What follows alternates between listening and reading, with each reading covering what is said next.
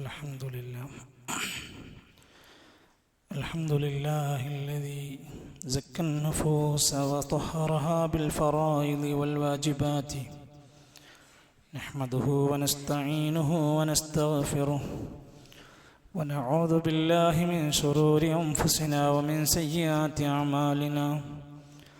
من يهده الله فلا مضل له ومن يضلل فلا هادي له. وأشهد أن لا إله إلا الله وحده لا شريك له وأشهد أن محمدا عبده ورسوله الذي وفى كل مقام حقه من العبادات.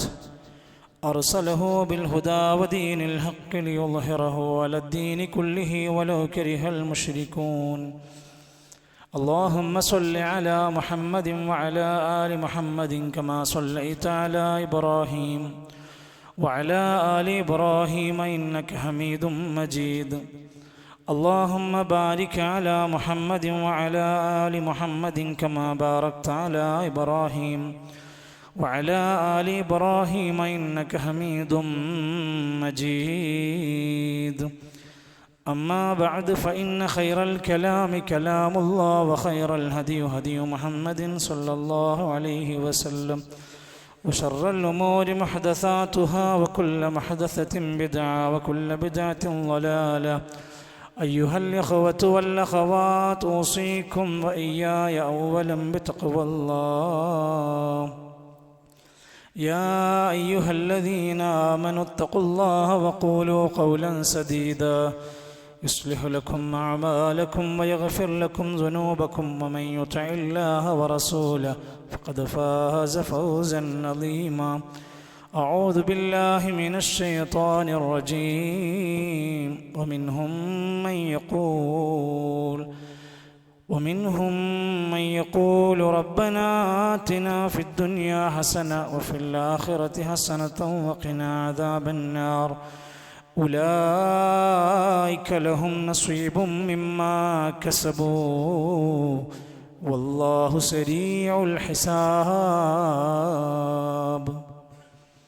ബഹുമാന്യരായ ആദരണീയരായ സത്യവിശ്വാസികളെ, വിശ്വാസിനികളെ, സഹോദരങ്ങളെ, ലോകത്തിൻ്റെ സംരക്ഷകനും സൃഷ്ടികർത്താവുമായ പരിപാലകനായ അള്ളാഹുവിൻ്റെ അതിവിശാലമായ ഇസ്ലാമിൻ്റെ കാരുണ്യ സന്ദേശങ്ങളെ ജീവിതത്തിൽ ഉൾക്കൊണ്ടുകൊണ്ട് ജീവിക്കാനും മഹാനായ പ്രവാചകൻ നബി കരീം സല്ലല്ലാഹു അലൈഹി വസല്ലമയുടെ ജീവിത മാർഗത്തെ പിന്തുടർന്നുകൊണ്ട് ജീവിക്കാനും നമ്മൾ ഓരോരുത്തരും ആത്മാർത്ഥമായി പരിശ്രമിക്കണേ എന്ന് എന്നെയും നിങ്ങളെയും ഓർമ്മപ്പെടുത്തുകയാണ്, വസിയത്ത് ചെയ്യുകയാണ്. അള്ളാഹു നമ്മയെല്ലാം അവൻ്റെ ഉത്തമരായ സ്വാലിഹീങ്ങളായ അടിമകളിൽ ഉൾപ്പെടുത്തി അനുഗ്രഹിക്കുമാറാകട്ടെ. ഏതാനും ദിവസങ്ങൾക്ക് മുമ്പ് പത്രമാധ്യമങ്ങളിലൂടെ നാം മനസ്സിലാക്കിയതുപോലെ കുവൈറ്റിൽ ഒരു വലിയ തീപിടുത്തം സംഭവിച്ചു. ഇന്ത്യക്കാരടങ്ങുന്ന മലയാളികൾ ഉൾക്കൊള്ളുന്ന 50-ലേറെ ആളുകളുടെ മരണവാർത്തകൾ നമ്മൾ കേൾക്കുകയുണ്ടായി. ഓരോ പ്രദേശത്തു നിന്നും പോകുന്ന പ്രവാസികൾ അവരുടെ കുടുംബത്തിൻ്റെ സ്വപ്നങ്ങളേറിയാണ് അവർ പുറപ്പെടുന്നത്.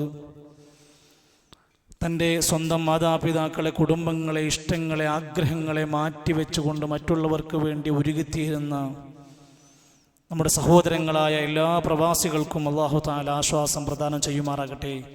എല്ലാവിധ അപകടങ്ങളിൽ നിന്നും നമ്മളെല്ലാം അല്ലാഹു കാത്തു രക്ഷിക്കുമാറാകട്ടെ.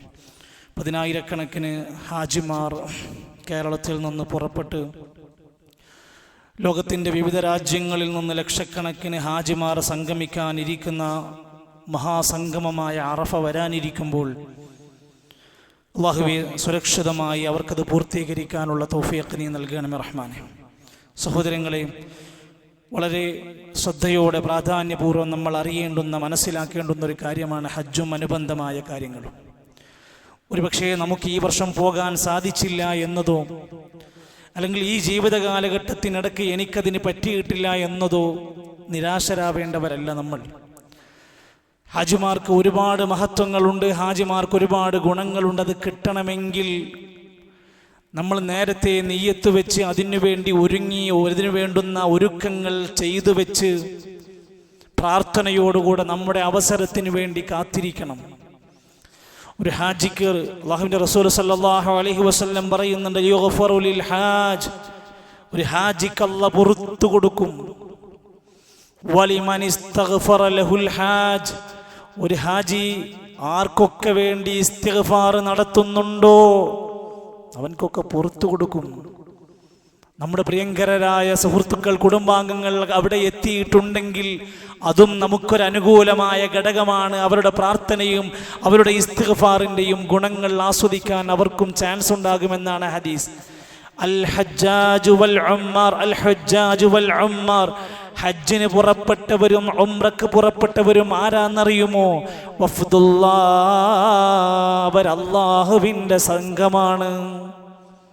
അവർ അല്ലാഹുവിൻ്റെ സംഘമാണ്. ഇൻദഊഹും അജാബഹും, അവർ അല്ലാഹുവിനോട് പ്രാർത്ഥിച്ചാൽ അല്ലാഹ് അവർക്ക് ഉത്തരം കൊടുക്കും. വഇനിസ്തഗ്ഫറു, അവർ അല്ലാഹുവിനോട് പശ്ചാത്തപിച്ച് ഇസ്തിഗ്ഫാർ നടത്തിയാൽ ഗഫറ ലഹും, അല്ലാഹ് അവർക്ക് പുറത്തു കൊടുക്കുന്നതാണ്. സഹോദരങ്ങളെ, ആ ഒരു സംഘത്തിൽ എന്നെങ്കിലും ഒന്ന് പെടാൻ, ആ ഒരു സംഗമത്തിൽ എപ്പോഴെങ്കിലും ഒന്ന് എത്തിപ്പെടാൻ നമ്മൾ എത്രമാത്രം കൊതിക്കാറുണ്ട്. നിന്റെ ജീവിതത്തിൽ സ്വപ്നങ്ങൾ എന്താ? വീട് പണിയണം. നിന്റെ ജീവിതത്തിന്റെ മോഹങ്ങൾ എന്താ? കാറ് മേടിക്കണം. നിന്റെ ജീവിതത്തിലെ അഭിലാഷങ്ങൾ എന്താ? വലിയ വലിയ ബിസിനസ് സാമ്രാജ്യങ്ങൾ വേണം. നമ്മുടെ ജീവിതത്തിന്റെ സ്വപ്നമായി, മോഹമായി, അഭിലാഷമായി ഹജ്ജ് മാറാൻ തുടങ്ങണം. അപ്പൊ നമ്മൾ അതിനു വേണ്ടി ഒരുങ്ങാൻ തുടങ്ങും. ഇസ്ലാമിൻ്റെ ഏറ്റവും ശ്രേഷ്ഠമായ അമലാണ് ജിഹാദ്. അതിനെ കവിച്ചു വെക്കുന്ന മറ്റൊന്നില്ലെങ്കിൽ നബി കരീം സല്ലല്ലാഹു അലൈഹി വസല്ലം പഠിപ്പിച്ചു, ലാകിന്ന അഫ്ളൽ ജിഹാദി വഅജ്മല, എന്നാൽ ജിഹാദിനോളം അല്ലെങ്കിൽ ജിഹാദിനേക്കാൾ ശ്രേഷ്ഠമായ മനോഹരമായ ഒന്നുണ്ട്. ഹജ്ജും മബ്റൂറുൻ, പുണ്യകരമായ ഒരു ഹജ്ജാണ്. അത്ര മഹത്വത്തോടെയാണ് ഇസ്ലാം അതിനെ കാണുന്നത്. സഹോദരങ്ങളെ, ഈ സന്ദർഭത്തിൽ വളരെ ചുരുക്കി ഹജ്ജുമായി ബന്ധപ്പെട്ട ചില സന്ദേശങ്ങൾ നമ്മളൊന്ന് പഠിക്കണം. ഒന്ന്, നബി സല്ലല്ലാഹു അലൈഹി വസല്ലമ അതിൻ്റെ കർമ്മങ്ങളെ പഠിപ്പിച്ച പോലെ എല്ലാ കർമ്മങ്ങളും നമ്മൾ പാലിക്കാൻ ശ്രമിക്കണം. നമ്മുടെ നിസ്കാരം നബി പഠിപ്പിച്ച പോലത്തെ നിസ്കാരമാകണം. നമ്മുടെ നോമ്പ് നബി പഠിപ്പിച്ച പോലത്തെ നോമ്പാകണം. നമ്മുടെ ദിക്റുകളും സ്വലാത്തുകളും നമ്മുടെ ഇബാദത്തുകളെല്ലാം അല്ലാഹുവിൻ്റെ റസൂൽ കരീം സല്ലല്ലാഹു അലൈഹി വസല്ലം മാതൃകയായി പഠിപ്പിച്ചു തന്നതുപോലെ നമുക്ക് പകർത്താൻ കഴിയണം. ഹജ്ജ് പഠിപ്പിച്ചപ്പോൾ മഹാനായ ഇബ്രാഹിം നബി അലൈഹിസ്സലാത്തു വസ്സലാം അവിടെ വെച്ച് ഹജ്ജിൻ്റെ കാര്യങ്ങളെക്കുറിച്ചുള്ള കൽപ്പന വന്നപ്പോൾ അള്ളാഹിനോട് പ്രാർത്ഥിച്ചു, അല്ലാഹുവേ, ഹജ്ജിൻ്റെ മനാസിക്കുകൾ എങ്ങനെയാണെങ്കിൽ അതൊന്ന് കാണിച്ചു തരണം അല്ലാഹ്. മുൻപ് മാതൃകല്ല, അതുകൊണ്ട് അത് എങ്ങനെയാ ചെയ്യേണ്ടതെന്ന് പഠിപ്പിച്ചു തരണം. വാരിനാ മനാസിക്കനാ വതുബ് അലൈനാ. ഇബ്രാഹിം നബിക്ക് അവിടുന്ന് പ്രാർത്ഥനയോടെ അവിടുന്ന് ഇബ്രാഹിം നബി മോഹിക്കുകയാണ്, റബ്ബേ, ഞങ്ങൾക്ക് ഹജ്ജിൻ്റെ മനാസിക്കുകൾ കർമ്മങ്ങൾ കാണിച്ചു തരണം, ഞങ്ങളുടെ പശ്ചാത്താപം സ്വീകരിക്കണം. ഈ പ്രാർത്ഥനയ്ക്ക് മറുപടിയാണ് ഇമാം ബഗവി റഹ്മത്തുള്ളാഹി തഫ്സീറിൽ പറയാണ്, ഫഅജാബല്ലാഹു ദുആഹുമാ, ഇബ്രാഹിം നബിൻ്റെയും ഇസ്മായിൽ നബിൻ്റെയും പ്രാർത്ഥനയ്ക്ക് അല്ലാഹു ഉത്തരം ചെയ്തു. ഫബഅസ ജിബ്രീൽ, അങ്ങോട്ടേക്ക് ജിബ്രീലിനെ പറഞ്ഞയച്ചു. ഫറാഹുമൽ മനാസിക, ഹജ്ജിന്റെ കർമ്മങ്ങൾ എങ്ങനെയാകണമെന്ന് അവിടെ വെച്ച് പഠിപ്പിച്ചു കൊടുത്തു. അപ്പോൾ ഇസ്ലാമിലെ ഇബാദത്ത് എവിടുന്നാണ്? നബി കരീം സല്ലല്ലാഹു അലൈഹി വസല്ലം അല്ലെങ്കിൽ അവിടുത്തെ മുൻകാല പ്രവാചകന്മാരിലൂടെയും ഇസ്ലാമിൻ്റെ വഹിയിലൂടെ ലഭിച്ച മാതൃകയിലാണ് അള്ളാഹുവിനുള്ള എല്ലാ ഇബാദത്തുകളും. അങ്ങനെ നബി കരീം സല്ലല്ലാഹു അലൈഹി വസല്ലം ഹജ്ജിന് പുറപ്പെടുകയാണ്. എന്തിന്? ജനങ്ങളെ അത് ശരിക്ക് പഠിപ്പിക്കണം. വരും കാലഘട്ടങ്ങളിലെ മുഴുവൻ മനുഷ്യർക്കും മാതൃകയാകണം. പ്രവാചകന്റെ ഒരേ ഒരു ഹജ്ജ് അവിടുന്ന് ഹിജറ വർഷം 10ാമത്തെ കൊല്ലത്തിലാണ്. ആ ഹജ്ജിന്റെ പേര് തന്നെ കാണാം, ഹജ്ജത്തുൽ ഇസ്ലാം. ഇസ്ലാമിലെ ഹജ്ജ്, ഇസ്ലാമിലെ ഹജ്ജ് എന്ന പേരതിന് വന്നിട്ടുണ്ട്. ഹജ്ജത്തുൽ ബലാഗ്, സന്ദേശം എത്തിച്ചു കൊടുക്കുന്ന ഹജ്ജ്. ഹജ്ജിൻ്റെതായ മെസ്സേജുകളും ഹജ്ജിൻ്റെതായ കാര്യങ്ങളൊക്കെ എത്തിച്ചു കൊടുക്കുന്ന, അതേപോലെ തന്നെ ലോകത്തുള്ള ആളുകൾക്ക് ഇസ്ലാമിൻ്റെ സന്ദേശം എത്തിക്കണമെന്ന് പ്രഖ്യാപിച്ച ഹജ്ജത്തുൽ ബലാഗ്. ഹജ്ജത്തുൽ വിദാ, നബി വിടവാങ്ങിയ ഹജ്ജ് എന്ന പേരിൽ അവസാനത്തെ ഹജ്ജ് എന്നൊക്കെ സൂചിപ്പിച്ചുകൊണ്ട് അതിൻ്റെ പേരുകൾ കാണാൻ സാധിക്കും. അങ്ങനെ ഞാൻ ഹജ്ജിന് പുറപ്പെടുകയാണെന്നുള്ള ഒരുക്കത്തിൻ്റെ കാര്യം അറിഞ്ഞപ്പോൾ ലോകത്തിൻ്റെ വിവിധ ദിക്കുകളിലുള്ള അന്നത്തെ സ്വഹാബിമാര് അവരും ഒരുങ്ങി പുറപ്പെടാൻ തീരുമാനിച്ചു. 1.25 ലക്ഷത്തോളം വരുന്ന അനുയായികൾ പ്രവാചകന്റെ കൂടെ ഹജ്ജ് കണ്ട് പഠിക്കാൻ നിയ്യത്ത് വെക്കുകയാണ്. അവർക്ക് മോഹം വന്നു. അവരൊട്ടകപ്പുറത്ത്, കുതിരപ്പുറത്ത് നടന്ന് പല വഴികളിലായി ഹജ്ജിന് ഒരുങ്ങി പുറപ്പെടാൻ തീരുമാനിച്ചു.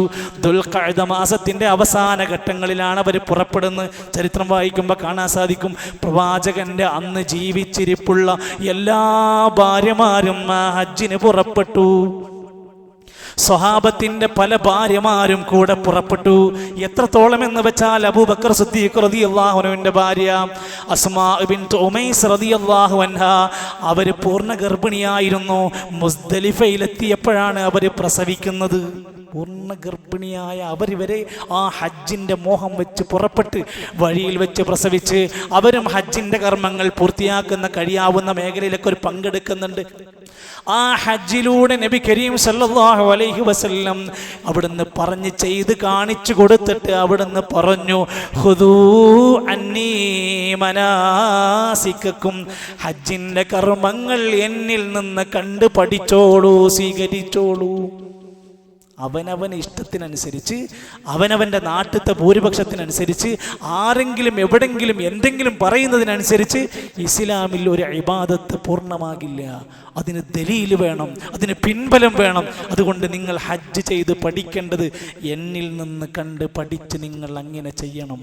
ഇതെല്ലാത്തിലും നമുക്ക് ബാധകമാണ്. 2, ഹജ്ജ് എന്ന് പറയുന്ന ആ കർമ്മം നടക്കുന്നത് സൗദി അറേബ്യയിലാണ്. പക്ഷേ അവിടെ എത്താത്ത നമുക്ക് അതിൽ നിന്ന് പാഠങ്ങളുണ്ട്. ഹജ്ജിന്റെ പ്രഖ്യാപനം തൗഹീദാണ്. ഹജ്ജ് എന്താ പ്രഖ്യാപിക്കുന്നത്? അല്ലാഹു വല്ലാതെ ആരാധ്യനില്ല. ലബ്ബൈക അല്ലാഹുമ്മ ലബ്ബൈക ലബ്ബൈക ലാ ശരീക ലക ലബ്ബൈക.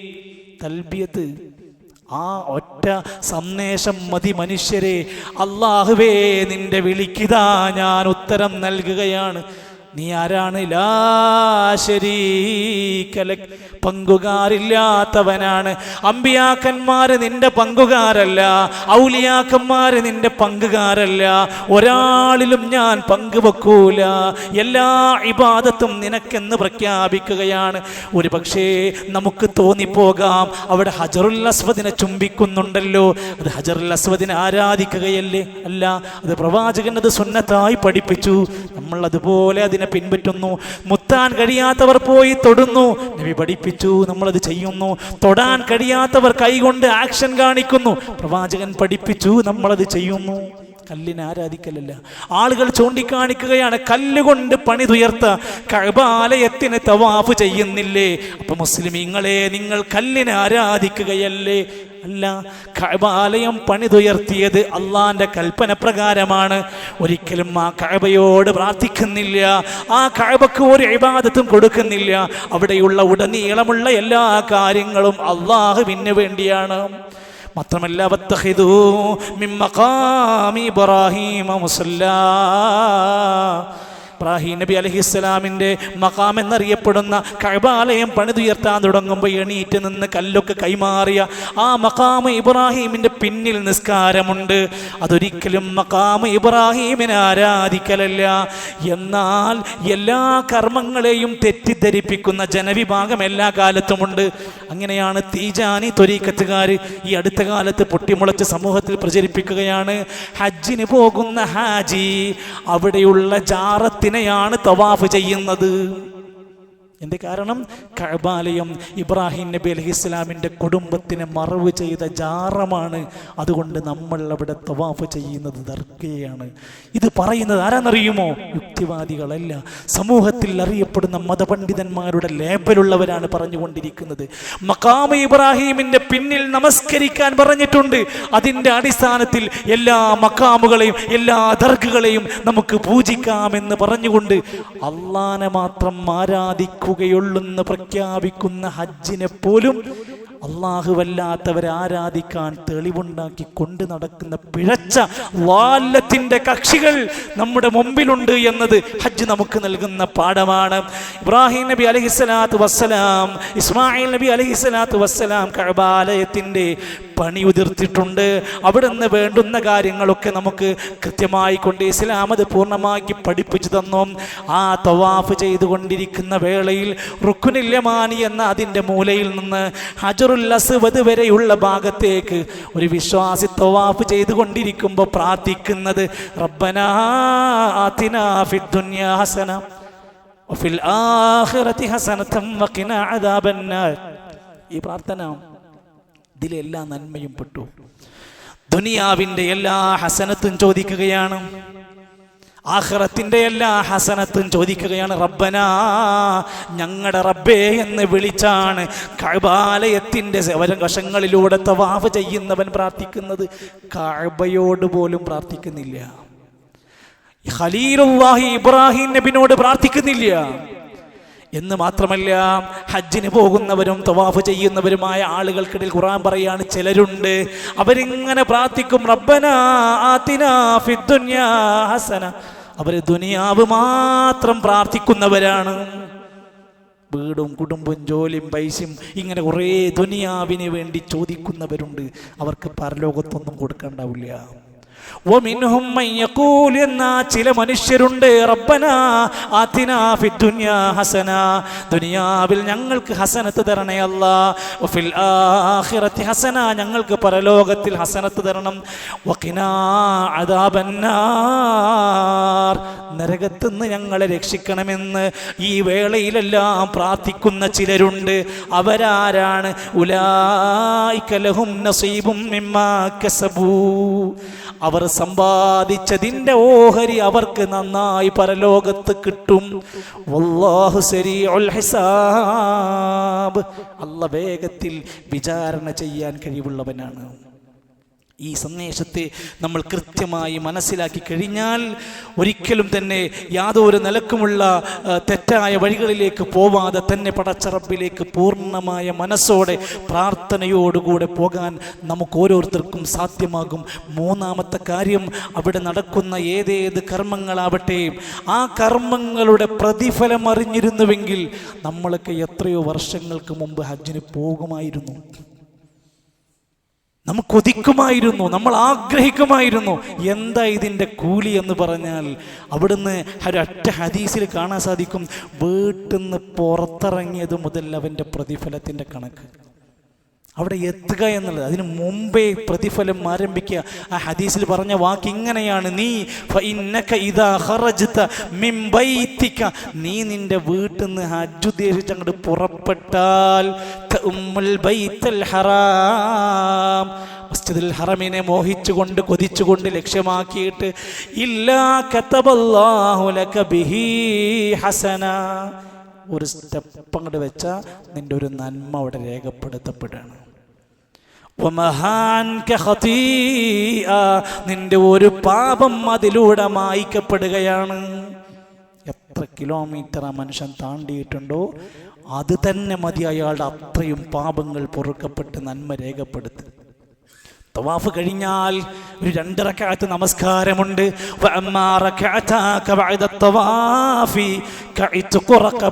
ഒരു അടിമയെ മോചിപ്പിച്ച കൂലിയാണ്. മിൻ ബനി ഇസ്മായിൽ, ഇസ്മായിൽ സന്താന പരമ്പരയിൽപ്പെട്ട. അന്നത്തെ കാലത്ത് വമ്പിച്ച പ്രതിഫലം പറയാൻ സൂചിപ്പിക്കുന്ന വാക്കാണ് അടിമ മോചനം എന്ന് പറഞ്ഞാൽ. ആ പ്രതിഫലമാണ് പറഞ്ഞത്. ഒരു തവാഫ് ചെയ്ത് 2 റക്അത്ത് നിസ്കരിച്ചാൽ ബനു ഇസ്രായേൽ ഇസ്മായിൽ നബിന്റെ സന്താന പരമ്പരയിൽപ്പെട്ട ഒരാളെ മോചിപ്പിച്ച, അടിമയെ മോചിപ്പിച്ച കൂലിയാണ്.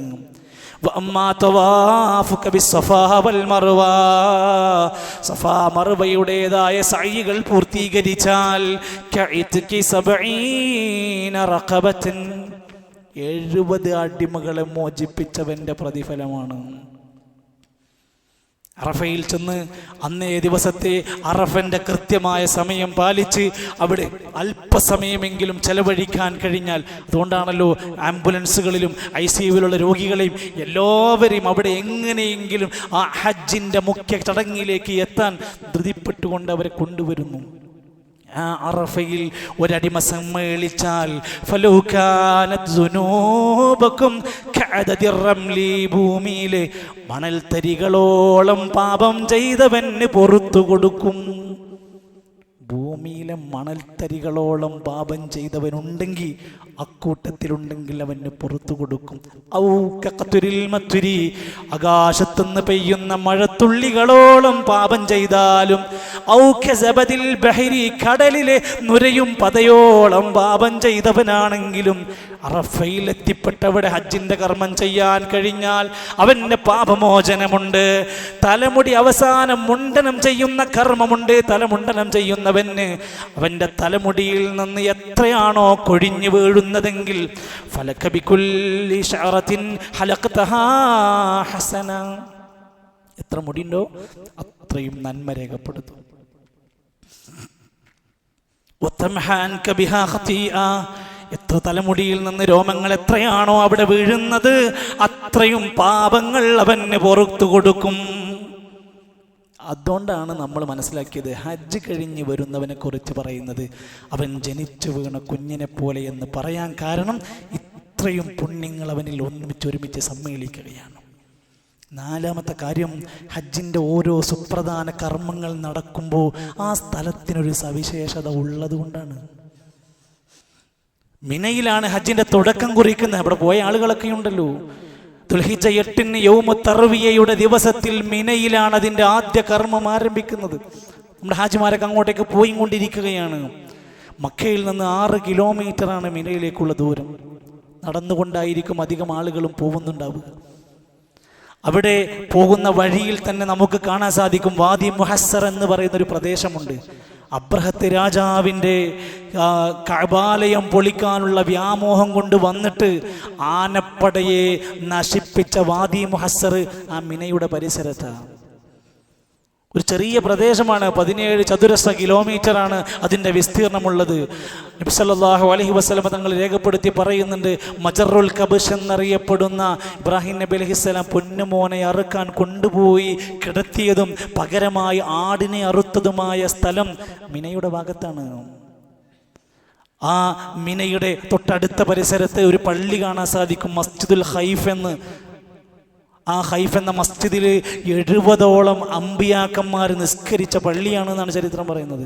70ഓളം പ്രവാചകന്മാരുടെ സ്പർശമേറ്റ മണ്ണാണ് ആ പള്ളിയെന്ന് ചരിത്രം പറയുന്നുണ്ട്. അതുകൊണ്ട് ആ സ്ഥലത്തിന് ഒരു പ്രത്യേകതയുണ്ടെന്നാണ് പറയുന്നത്. മുസ്ദലിഫ ഒരുപാട് സവിശേഷതകൾ നിറഞ്ഞ മഷ്അറുൽ ഹറാം നിൽക്കുന്ന ആ പ്രദേശത്തൊന്ന് ആലോചിച്ച് നോക്കൂ നിങ്ങൾ.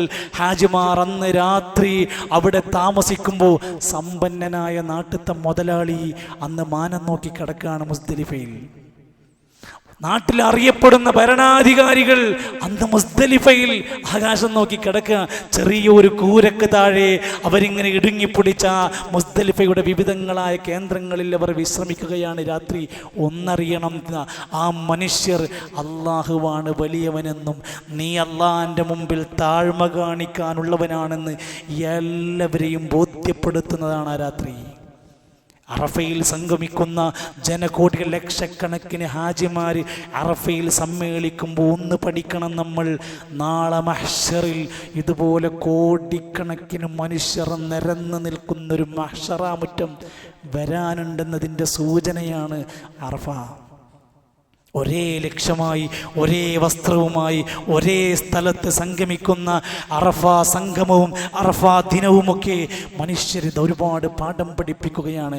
ഖൈറു ദുആഇ യൗമ അറഫ, ഏറ്റവും ശ്രേഷ്ഠമായ പ്രാർത്ഥന അറഫ ദിനത്തിലെ പ്രാർത്ഥനയാണ്. നമുക്കൊക്കെ അതിന് സാധിക്കണം. പോകാൻ കഴിഞ്ഞില്ലെന്ന് നമ്മുടെ സങ്കടമാണ്. പക്ഷെ അന്നേ ദിവസം പ്രാർത്ഥിക്കാൻ നമുക്ക് ആയുസ്സുള്ളവരാണെങ്കിൽ അന്ന് നമ്മൾ പ്രാർത്ഥന കൊണ്ട് അതിനെ ഒരുങ്ങണം.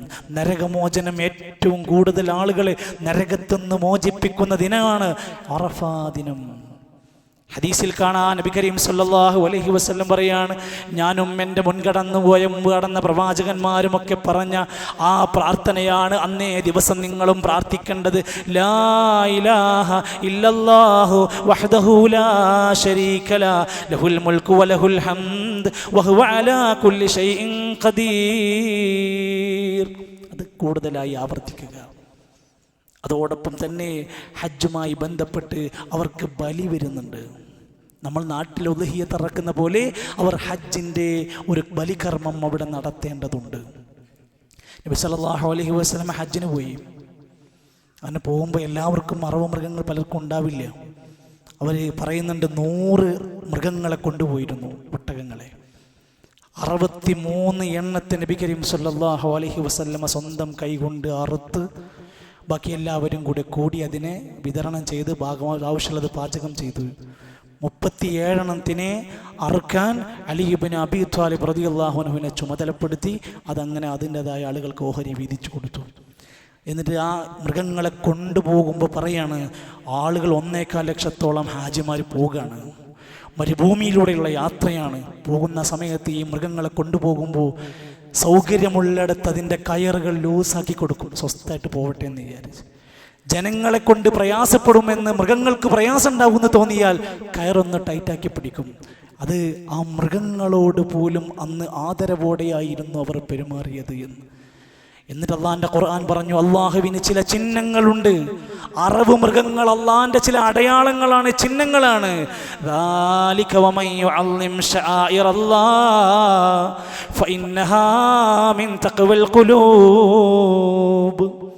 അള്ളാഹിന്റെ ചിഹ്നങ്ങളോട് ഒരു ബഹുമാനം, ആദരവ് സൂക്ഷിക്കുന്നുണ്ടോ, കൽബിൽ ഈമാനും തഖ്വയും ഉണ്ടെന്നതിൻ്റെ അടയാളമാണ്. നമ്മുടെ ഉദ്ഹിയ്യത്തിന്റെ മൃഗത്തിനെ കാണാത്തവർ കാണണം. വെള്ളം കൊടുക്കാൻ കഴിയുന്നവർ വെള്ളം കൊടുക്കണം, കുളിപ്പിക്കാൻ കഴിയുന്നവർ കുളിപ്പിച്ചു കൊടുക്കണം, ഭക്ഷണം കൊടുക്കാൻ പറ്റുന്നവർക്ക് അതിന് നന്നായി ഭക്ഷണം കൊടുക്കണം. നല്ല ഒരു ബഹുമാനത്തിൻ്റെ, ആദരവിൻ്റെ സൂചകമായി ആ ഉദ്ഹിയ്യത്തിൻ്റെ ഉരുവിനെ സംരക്ഷിക്കാൻ നമുക്ക് കഴിയണം. അങ്ങനെ ഇസ്ലാമിലെ ഏതേത് കർമ്മങ്ങൾ നിങ്ങളെടുത്ത് വായിച്ചാലും എല്ലാ കാലഘട്ടത്തിലും അജയ്യമായി നിലനിൽക്കുന്ന, ഏത് നാട്ടുകാർക്കും ഏത് പ്രദേശക്കാർക്കും സ്വീകരിക്കാൻ പറ്റാവുന്ന മൂല്യവത്തായ ഈ ആശയത്തെ മനസ്സറിഞ്ഞ് ഹൃദയ സാന്നിധ്യത്തോടെ സ്വീകരിച്ച് അള്ളാഹുവിൻ്റെ മുമ്പിൽ കീഴ്പ്പെടാനും വരും നാളുകളിൽ, വരും ആയുസ് ലഭിക്കുന്ന നാളുകളിൽ അള്ളാഹുവിൻ്റെ പരിശുദ്ധമാക്കപ്പെട്ട ആ മണ്ണിലേക്ക് എത്താനും അത്തരം ഇസ്ലാമിക സമ്മേളനങ്ങളിലേക്ക്, സംഗമങ്ങളിലേക്ക് എത്താനുമൊക്കെ മോഹിച്ചും പ്രാർത്ഥിച്ചും നമുക്ക് കഴിയാൻ സാധിക്കണം. അള്ളാഹു നമ്മെ എല്ലാം ലക്ഷ്യത്തിലെത്താൻ, നല്ല മുറാദുകളൊക്കെ ഹാസിലാക്കി കിട്ടാൻ അള്ളാഹു നമ്മെ എല്ലാം സഹായിക്കുമാറാകട്ടെ.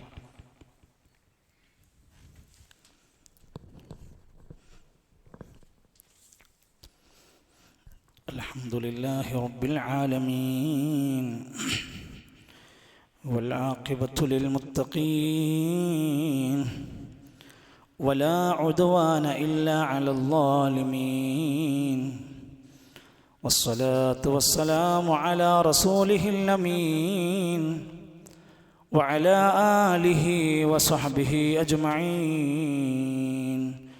أيها الإخوة والأخوات أوصيكم وإياي ثانيا بتقوى الله. അള്ളാഹുവിൻ്റെ ദൃഷ്ടാന്തങ്ങളെ ഉൾക്കൊണ്ടുകൊണ്ട് പ്രവാചകൻ്റെ സുന്നത്തുകളെ പാലിച്ചുകൊണ്ട് ജീവിക്കാൻ ഒരിക്കൽ കൂടി എന്നെ നിങ്ങളെയും ഓർമ്മപ്പെടുത്തുകയാണ്, വസിയത്ത് നൽകുകയാണ്. അള്ളാഹു നമ്മെ എല്ലാം അനുഗ്രഹിക്കുമാറാകട്ടെ. ഹജ്ജുമായും അനുബന്ധ കർമ്മങ്ങളുടെയും മഹത്വവും ശ്രേഷ്ഠതയുമൊക്കെ മനസ്സിലാക്കുമ്പോൾ ഹജ്ജിനോടനുബന്ധിച്ച് നൽകുന്ന, അള്ളാഹു നമുക്ക് നൽകിയ ഒരു സന്തോഷവേളയാണ് പെരുന്നാൾ. ആ ബലിപെരുന്നാളിൻ്റെ അടുത്തേക്ക് നമ്മൾ എത്തുമ്പോൾ ഏറ്റവും ആദ്യം നമ്മുടെ മനസ്സിൽ ശ്രദ്ധിക്കേണ്ടത്, തൊട്ടടുത്ത ദിവസം ദുൽഹിജ്ജ 9 നമുക്ക് നോമ്പിൻ്റെ ദിവസമായിരിക്കും. നിർബന്ധമാണെന്നല്ലെങ്കിൽ പോലും റസൂൽ സല്ലല്ലാഹു അലൈഹി വസല്ലം വളരെ ശ്രേഷ്ഠമായി പഠിപ്പിച്ച സുന്നത്ത് നോമ്പുകളുടെ കൂട്ടത്തിലെ ഷറഫാക്കപ്പെട്ടൊരു നോമ്പാണ് യൗമ അറഫ, അറഫ ദിനത്തിലെ നോമ്പ്.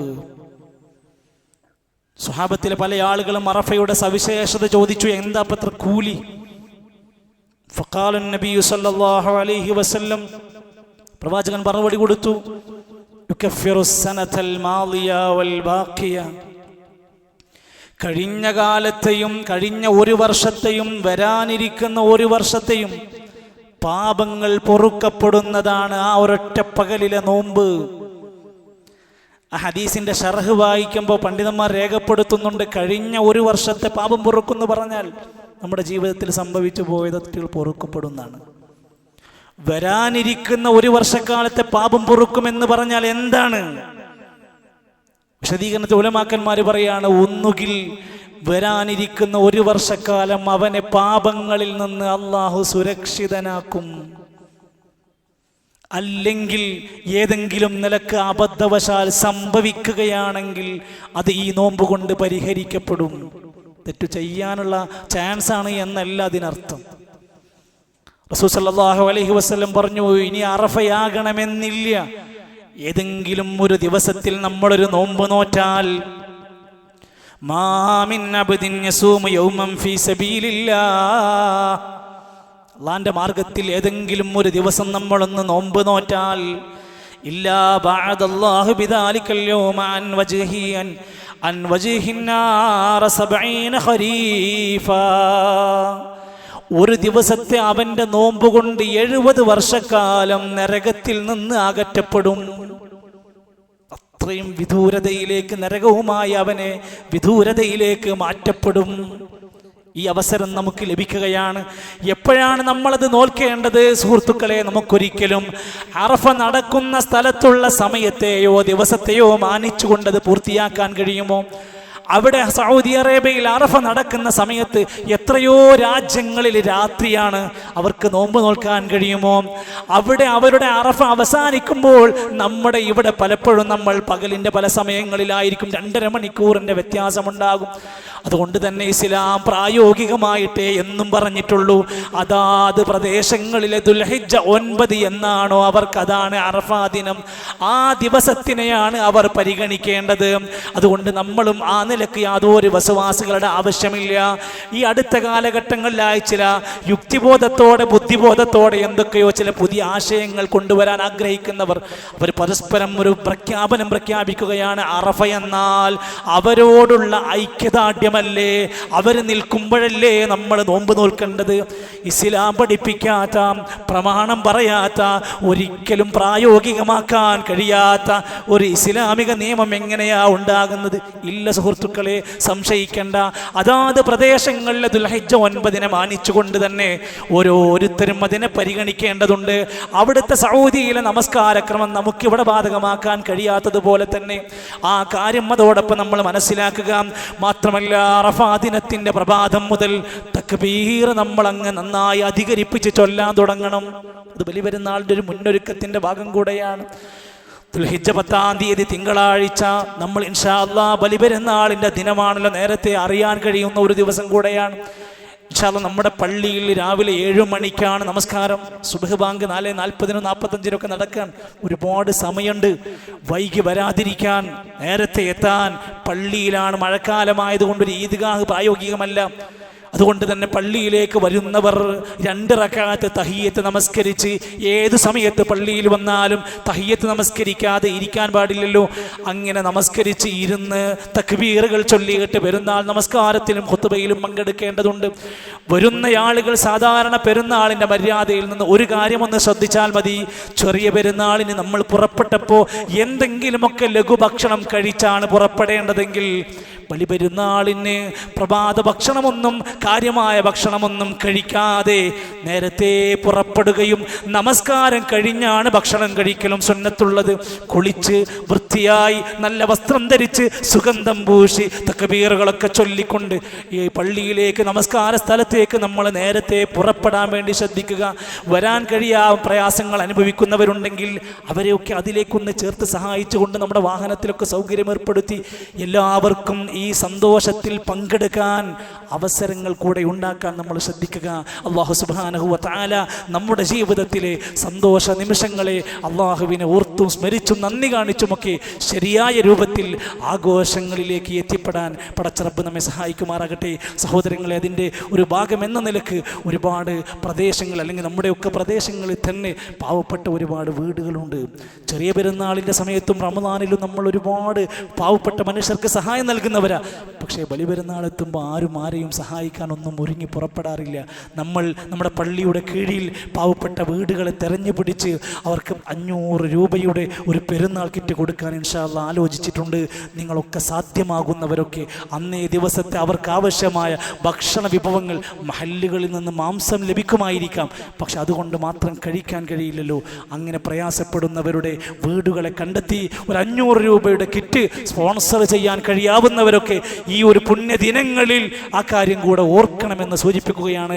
പള്ളിയുടെ പുറത്ത് സംഘാടകർ നിങ്ങളുടെ കാത്തിരിക്കുന്നുണ്ടാകും, അവരെ നിങ്ങൾ നിരാശപ്പെടുത്തരുത് എന്ന് സൂചിപ്പിക്കുകയാണ്. എല്ലാവരും അള്ളാഹുവിൻ്റെ മാർഗത്തിലുള്ള ഇത്തരത്തിൽ നമ്മുടെ നന്മകളിലൊക്കെ മുന്നോട്ട് വരിക. പടച്ചറപ്പിൻ്റെ സ്നേഹം, പടച്ചറപ്പിൻ്റെ ഇഷ്ടം നേടുന്ന കർമ്മങ്ങളിൽ നമ്മൾ മുന്നിട്ടുണ്ടാകണമെന്ന് സൂചിപ്പിക്കുകയാണ്. പെരുന്നാൾ നമസ്കാരത്തിൻ്റെ കാര്യം പ്രത്യേകമായി ശ്രദ്ധിക്കുക. ഇവിടെ വരാത്തവരുണ്ടെങ്കിൽ അവരോടൊക്കെ അതിൻ്റെ സമയം ഓർമ്മപ്പെടുത്തി എല്ലാവരെയും പങ്കെടുപ്പിക്കാൻ വേണ്ടി ശ്രമിക്കുക.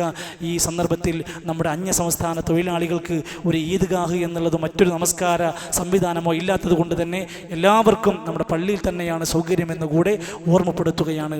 അള്ളാഹുവിൻ്റെ മഹത്തരമായ നിഅമത്തുകളെ ഓർത്തും സ്മരിച്ചുകൊണ്ട് നന്ദിയുള്ളവരായി അള്ളാഹുവേ നീ ഞങ്ങളെല്ലാം മാറ്റി അനുഗ്രഹിക്കണമേ. പ്രയാസപ്പെടുന്ന ഞങ്ങളുടെ എല്ലാ സഹോദരങ്ങൾക്കും നീ ആശ്വാസം നൽകണമേ. പ്രവാസ ലോകത്തെ ദുരിതമനുഭവിക്കുന്ന ഞങ്ങളുടെ എല്ലാ സുഹൃത്തുക്കൾക്കും നീ സമാധാനം നൽകണമേ റഹ്മാനെ. അള്ളാഹുവേ എല്ലാവിധ അപകടങ്ങളിൽ നിന്നും ദുരന്തങ്ങളിൽ നിന്നും ഞങ്ങളെല്ലാം കാത്തു രക്ഷിക്കണമേ റഹ്മാനെ. ഫലസ്തീനിൻ്റെ മണ്ണിൽ ദുരിതമനുഭവിക്കുന്ന, പിടഞ്ഞു വീണ് മടിച്ചുകൊണ്ടിരിക്കുന്ന ഒട്ടനേകം മുഅ്മിനീങ്ങളുണ്ട് റബ്ബേ. നീ അവരെ രക്ഷിക്കുകയും സഹായിക്കുകയും ചെയ്യണമേ റഹ്മാനെ.